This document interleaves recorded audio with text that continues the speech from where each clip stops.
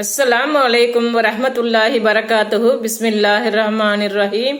அன்பான சகோதர சகோதரிகளே, எல்லாம் வல்ல அல்லாஹ்வின் நல்லடியார்களே, இன்று நாம் காணவிருக்கும் தலைப்பு அல்லாஹ்வின் அருள் வளம் பரக்கத் பெறுவது எப்படி. இறையச்சம் நம்முடைய காரியங்களில் இந்த அமல்களையும் துஆக்களையும் செய்வது மட்டுமல்லாமல் அனைத்து விஷயங்களிலும் தக்வா இறையச்சத்தை முன்னிறுத்த வேண்டும். அவ்வூர்களைச் சேர்ந்தோர் நம்பிக்கை கொண்டு நம்மை அஞ்சி இருந்தால் வானிலிருந்தும் பூமியிலிருந்தும் பாக்கியங்களை அவர்களுக்காக திறந்துவிட்டிருப்போம்.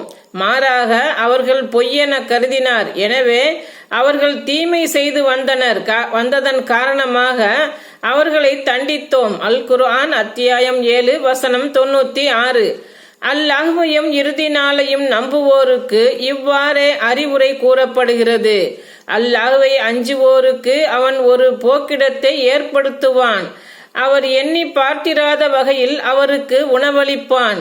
அல்லாஹ்வையே சார்ந்திருப்போருக்கு அவன் போதுமானவன். அல்லாஹ் தனது காரியத்தை அடைந்து கொள்பவன் ஒவ்வொரு பொருளுக்கும் அல்லாஹ் ஒரு அளவை நிர்ணயித்துள்ளான். அல் குர்ஆன் அத்தியாயம் 65 வசனம் 3. நாம் அனைவரையும்